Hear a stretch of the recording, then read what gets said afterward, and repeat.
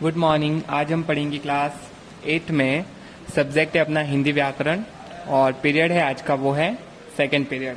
Okay, तो हमने first period में पढ़ा था संज्ञा की डेफिनेशन को, संज्ञा के प्रकार को पढ़ा था और संज्ञा के प्रतीक प्रकार को अपन ने समझा था। तो आज अपन पढ़ेंगे, इस क्लास में पढ़ेंगे भाववाचक संज्ञा बनाना, जिसे इंग्लिश में कहते हैं formation of abstract nouns. Okay, जातिवाचक संज्ञा, सर्वनाम, विशेषण एवं क्रिया शब्दों से क्या बनाना, भाववाचक संज्ञा शब्द बनाए जाते हैं। वो आज अपन इस क्लास में सीखेंगे। आज का जो अपना पीरियड है वो सेकंड पीरियड है। तो चलो स्टार्ट करते हैं इसको। तो इसमें देखते हैं, जैसे फर्स्ट दिया हुआ है जातिवाचक शब्दों से भाववाचक संज्ञा। मतलब कि आपको जातिवाचक शब्द दिए होंगे संज्ञा के और उसको आपको भाववाचक संज्ञा में किस तरह से कन्वर्ट होगा वो आपको पता चलेगा। जैसे कि बुढ़ा दिया हुआ है तो इससे बन गया बुढ़ापा, तो ये क्या बन गया, बुढ़ा से बुढ़ापा, तो ये बन गया अपना जातिवाचक संज्ञा से सीधा क्या हो गया कन्वर्ट में भाववाचक संज्ञा। ओके, इसी तरह दिया हुआ है मित्र, तो मित्र क्या है, एक तरह का कॉमन नाउन है। इसमें सभी तरह के मित्र आ गए और इसके पीछे जब ता जुड़ गया यानी मित्र का मित्रता, तो क्या बन गया, एक तरह का भाव बन गया। ओके, इसी तरह नौकर, नौकर एक तरह क्या है, इसमें सारे नौकर आ गए, तो ये एक तरह का कॉमन है या फिर जातिवाचक है।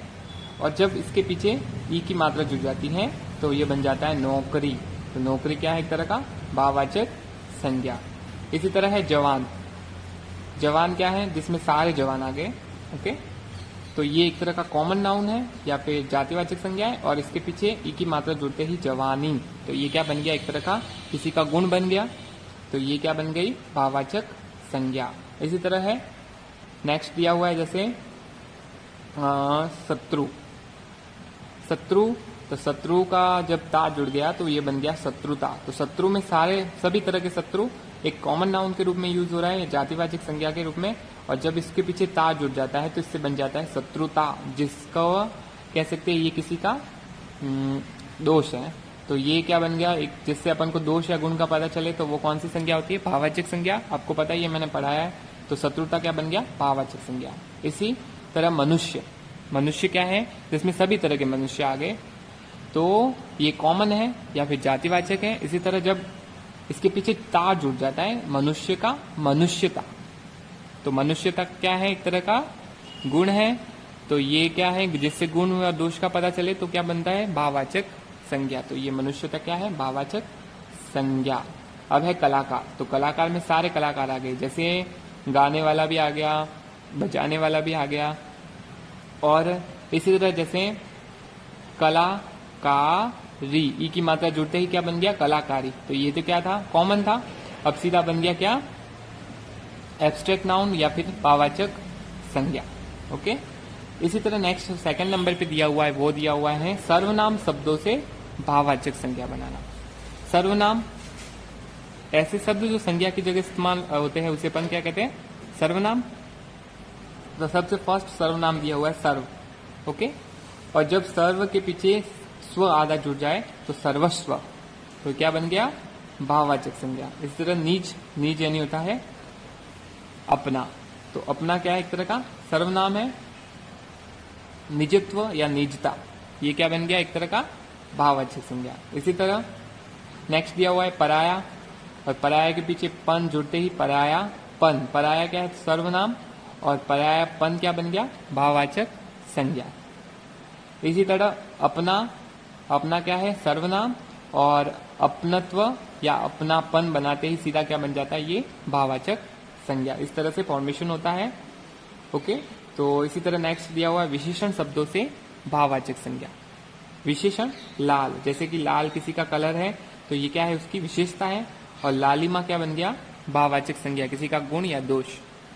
फिर है सुंदर, तो सुंदर क्या है, किसी की विशेषता है, तो जब ता जुड़ जाता है सुंदरता, तो क्या बन जाता है, भाववाचक संज्ञा, किसी का गुण हो जाता है। इसी तरह सफेद का बन गया सफेदी, चंचल का हो गया चंचलता, काला का हो गया कालिमा, हरा का हो गया हरियाली, चतुर का हो गया चतुरता या चतुराई, इसको चतुर को अपन हिंदी में चालाक भी कहते हैं। विनम्र, विनम्र का हो गया विनम्रता। इस तरह मोटा, मोटापा का बन गया मोटापा, मोटा का क्या बन गया, मोटापा। मीठा, मीठा का बन गया मिठास। स्वस्थ का बन गया स्वास्थ्य।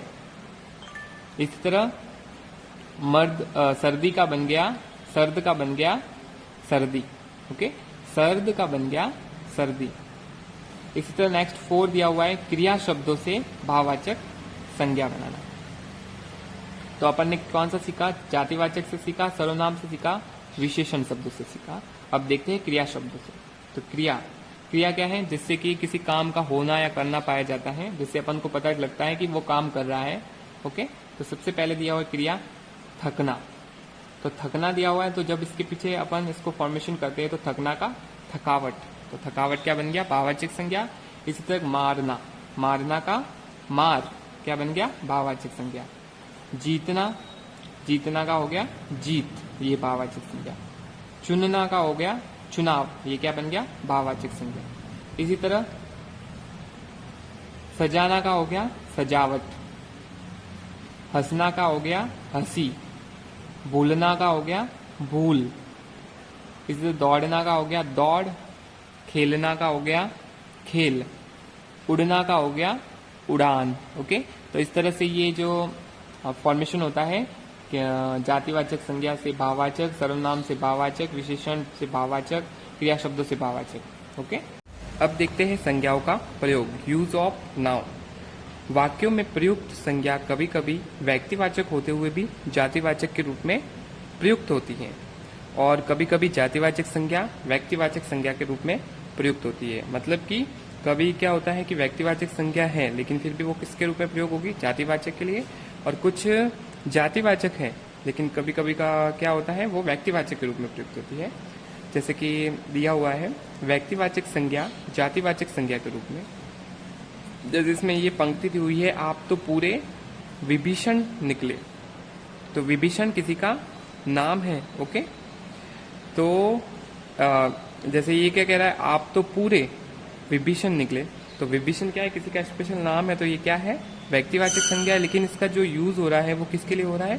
जातिवाचक संज्ञा के रूप में। जैसे ये लिखा हुआ है यहाँ विभीषण शब्द व्यक्तिवाचक होते हुए भी जातिवाचक संज्ञा के रूप में प्रयुक्त हुआ है। इसी प्रकार आप कलयुग के भीम हो। इसी प्रकार एक और सेंटेंस है, आप कलयुग के भीम हो। तो इसमें भी क्या है? भीम क्या है?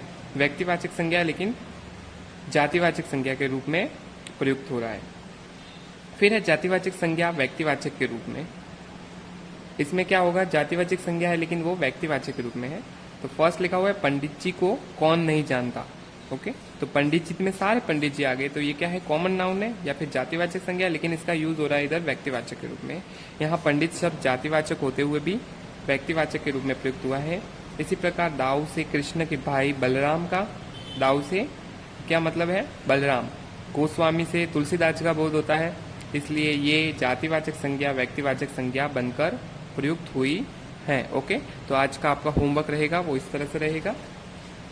आपको आज का अपना पीरियड था सेकंड, और पेज नंबर 2 पे जो भाववाचक संज्ञा बनाना हमने की जो टेबल्स बनाई है, सारी टेबल्स है ये आपको होमवर्क के रूप में करना है। ये आज का आपका होमवर्क रहेगा। ओके, सेकंड पीरियड का।